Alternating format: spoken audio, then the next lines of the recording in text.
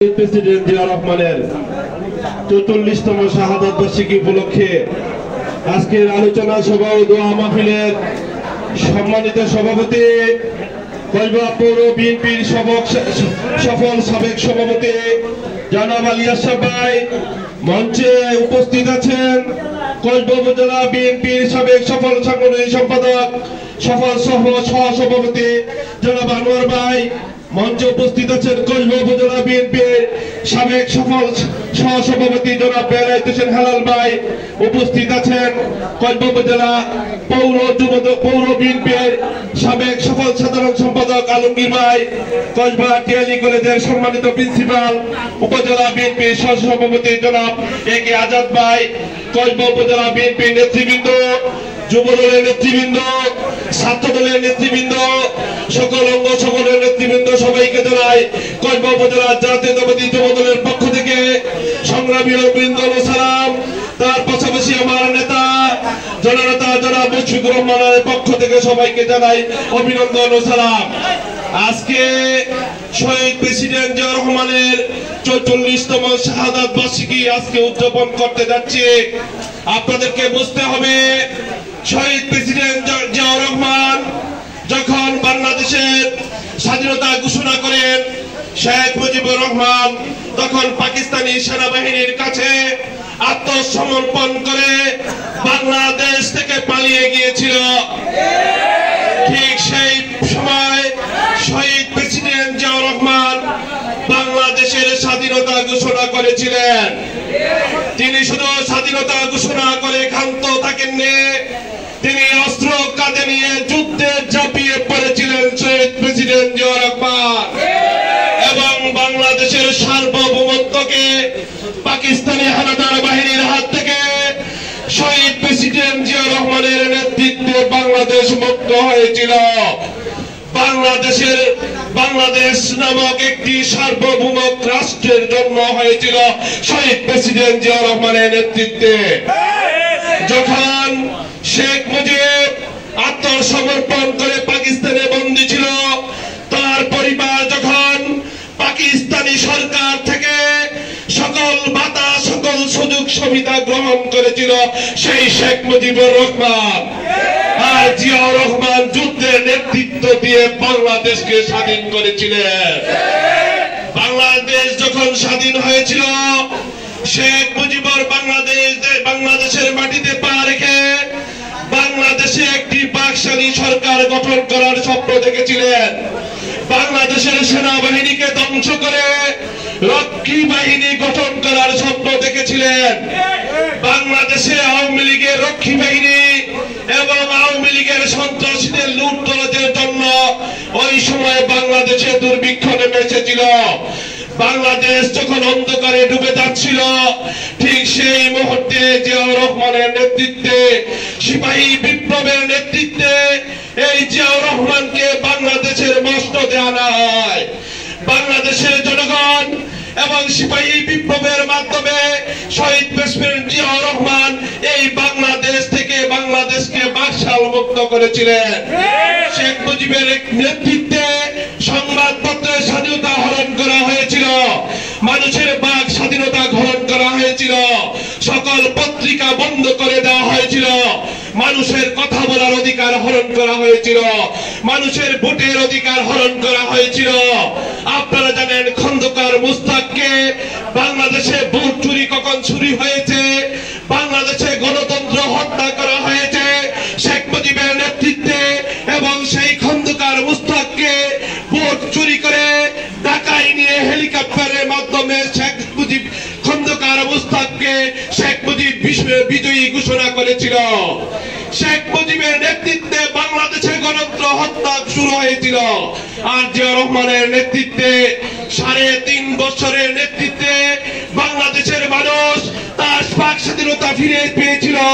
জিয়া রহমানের নেতৃত্বে মানুষ তার ক্ষমতা ফিরে পেয়েছিল, তার ভোটের অধিকার ফিরে পেয়েছিল। জিয়া রহমান যখন সারা বাংলাদেশে তার ৩.৫ বছরের নেতৃত্বে সারা বিশ্বে বাংলাদেশকে একটি স্বাধীন রাষ্ট্র, একটি উন্নত রাষ্ট্রে পরিণত করার জন্য ১৯ দফা ঘোষণা করেছিলেন, তখন আন্তর্জাতিক ষড়যন্ত্র বাংলাদেশের আওয়ামী শেখ হাসিনার ষড়যন্ত্রে শেখ মুজিবের এই শেখ হাসিনা কন্যা শেখ হাসিনার ষড়যন্ত্রে জিয়াউর রহমানকে বিপদগামী কিছু সেনা কর্মকর্তা বিপদগামী কিছু সেনা অফিসার মিলে জিয়াউর রহমানকে চট্টগ্রামের কালুরঘাটে নির্মমভাবে হত্যা করা হয়েছিল। তখন বাংলাদেশে আবার সেই অন্ধকার যুগে চলে গিয়েছিল। বাংলাদেশের স্বাধীনতার সূর্য ডুবে যাচ্ছিল। জিয়াউর রহমানকে হত্যার করার পরে বাংলাদেশে আবার এই বাংলাদেশের জনগণের ভোটের অধিকার হরণ করার জন্য স্বৈরাচার এরশাদ নেমে এসেছিল।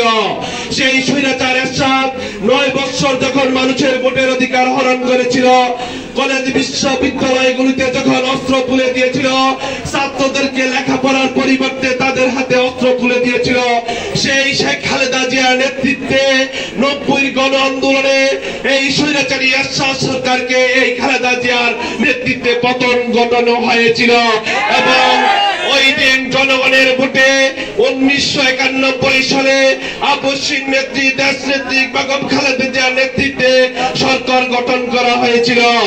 1991 থেকে 1995 সাল পর্যন্ত বাংলাদেশ সুন্দরভাবে শান্তিতে পরিচালিত হচ্ছিল। কিন্তু তখন ভারতের ষড়যন্ত্রে এবং এই আজকের যে জামাত তারা এই আওয়ামী লীগের সাথে হাত মিলিয়ে তখন বাংলাদেশে আবার স্বৈরাচারের শাসন শুরু হয়েছিল শেখ হাসিনার নেতৃত্বে। আপনাদেরকে বুঝতে হবে, যখন বাংলাদেশের যতবার দুর্দিন নেমে এসেছিল, জিয়াউর রহমানের নেতৃত্বে বাংলাদেশ মুক্ত হয়েছিল, খালেদা জিয়ার নেতৃত্বে বাংলাদেশ মুক্ত হয়েছিল।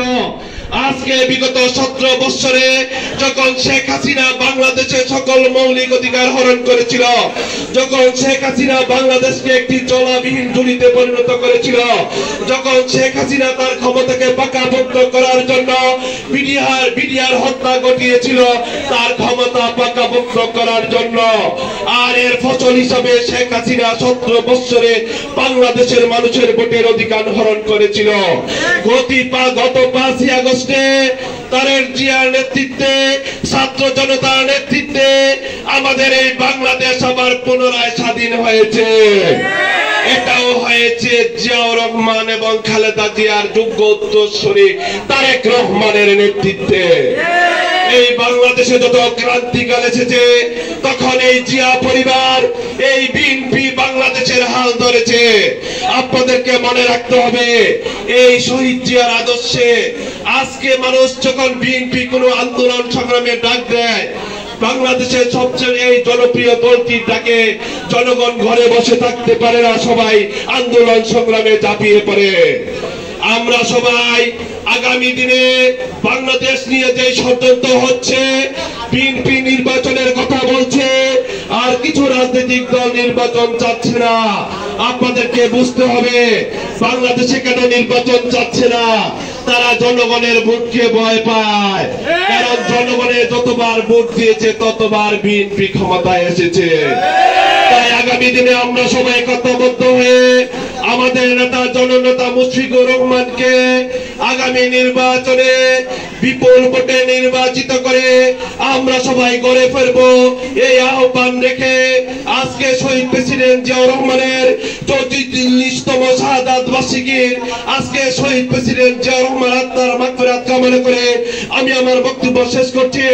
বাংলাদেশ জিন্দাবাদ, শহীদ প্রেসিডেন্ট জিয়াউর রহমান অমর হোক, আপসহীন নেত্রী দেশ নেত্রী বেগম খালেদা জিয়া জিন্দাবাদ, তারুণ্যের অহংকার আগামীর বাংলাদেশ তারেক রহমান জিন্দাবাদ, জননেতা জনাব মুশফিকুর রহমান জিন্দাবাদ।